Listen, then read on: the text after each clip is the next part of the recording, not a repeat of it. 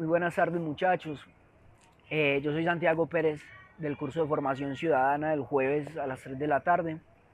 Eh, por motivos de un viaje no voy a poder asistir al debate, entonces el profesor me pidió que hiciera un video dando mi argumento, introduciendo las temáticas por las cuales van a debatir y en qué se va a tornar la clase. De antemano pido disculpas por mi ausencia y voy a empezar pues definiendo el concepto de subjetividad. El concepto de subjetividad en el texto lo definen de muchas maneras. La que más me gustó hace referencia a que es una construcción de la realidad y un actuar sobre la misma. Y también el actuar sobre esta realidad deviene de imaginarios, representaciones, valores, creencias y las formas que se tienen de aprender el mundo, ¿cierto? Un autor que se llama Riverier va a decir que toda esta subjetividad no es nada sin un vínculo. Y en su relación con el texto y los movimientos sociales, para mí es determinante este vínculo. Este vínculo, Riverier lo va a explicar como una condición material de nuestra construcción subjetiva. Pero él va a decir que esto es lo que permite la inserción al campo simbólico de la subjetividad. ¿Eso qué quiere decir? Que para Riverier, sin un vínculo, la subjetividad no es nada. Y yo comparto eso. Para mí es necesario vincular la subjetividad. Y yo considero que los movimientos sociales nacen a partir de creencias subjetivas vinculadas entre sí.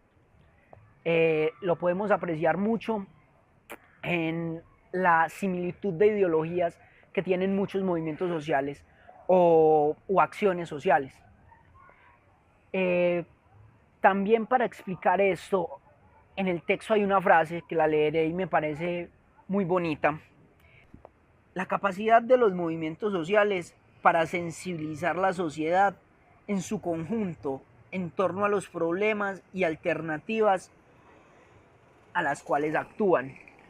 Me parece que la introducción de esta palabra de sensibilización es determinante y va a ser determinante porque puede que los vínculos creen e hilen,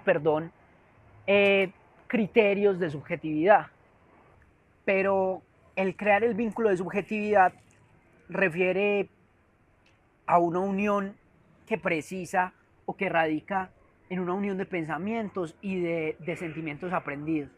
Pero cuando introducimos esta palabra de sensibilidad, va más allá, toca las emociones. Y es precisamente por eso que los movimientos sociales tienen, no tienen solamente ese toque de intelectualidad, de subjetividad y de inteligencia, sino que van más allá, logran trastocar los límites de las personas y esa trastocación al final se ve sensibilizando las partes de la población que de pronto no son más favorecidas o se ve sensibilizando por luchas que aunque no nos competan, nos sensibilizan y crean un sentido colectivo. Por último, quisiera dar respuesta a una pregunta que planteó el profesor. La pregunta es, según la simbología de la justicia, ¿cierto? ¿Qué aspectos se ven relacionados con este símbolo y lo que sucede con los movimientos y acciones sociales en Colombia? ¿Es coherente con la Constitución colombiana? Para responder esta pregunta, hay que hacer referencia a los tres símbolos de la justicia, que son la espada, los ojos vendados y en una mano una balanza, ¿cierto? La espada hace referencia al poder de la justicia que sobrecae sobre los hombres. La balanza hace referencia a las razones de los hombres en justicia. Y los ojos vendados hace referencia a la igualdad, ¿cierto? Dicho eso, hay que aclarar que Temis era la diosa de la justicia. Para responder a esta pregunta, yo considero que en Colombia pareciese que los ojos vendados representaban más la impunidad que la igualdad, la capacidad de quedarse ciego ante las cosas que nos atropellan y nos acuñen o nos atañen. La capacidad de quedarse ciego frente a las cosas que nos competen mejor.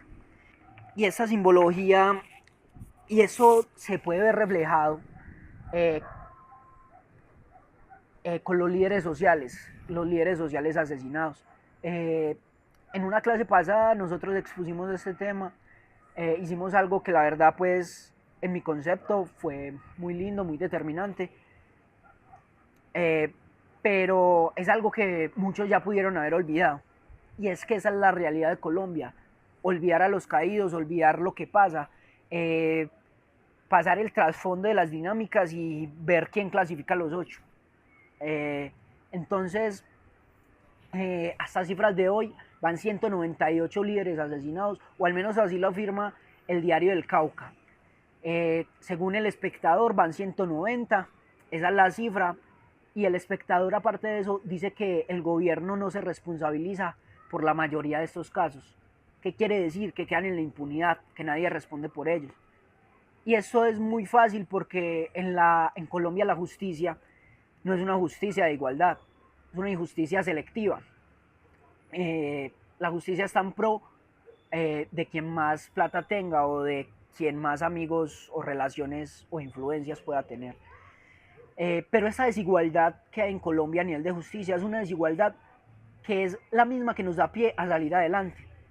Esa desigualdad es la que motivó a muchos grupos, digámoslo así, o movimientos sociales, que si bien transgredieron sus ideales por otras luchas, en primera instancia se enfocan en luchar por, por devolver los derechos.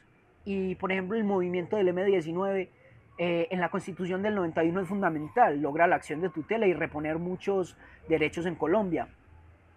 Eh, y esa consideración de que la desigualdad es lo que nos impulsa a luchar, también es lo que da pie a que surjan nuevos movimientos sociales. Cada día hay más movimientos sociales, cada día pareciese que el país está abriendo los ojos, estuviese despertando, estuviese como tomando una conciencia de acción frente a su actuar político, ¿cierto?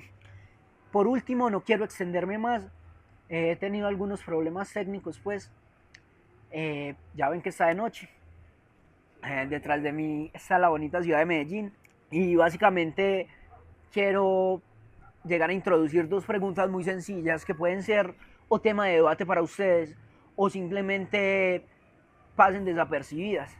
Eh, Daré la respuesta o mi concepción de la primera, y la segunda la dejo al aire para que pueda ser, digámoslo así, una de las preguntas a resolver o a debatir. La primera pregunta que planteé es: según el contexto colombiano, ¿qué le agregarías o qué le quitarías a Temis, la diosa de la justicia? En mi concepción, yo le quitaría la venda en los ojos y le colocaría un parche para representar esta impunidad de la que hablé al principio de mi argumento, para decir que la justicia ve lo que quiere ver, y cuando quiere callar lo que no le conviene simplemente lo calla. Si usted le quiere poner un sombrero volteado, unas chanclas, un poncho, un carriel, ya están los suyos, siempre y cuando argumente el porqué.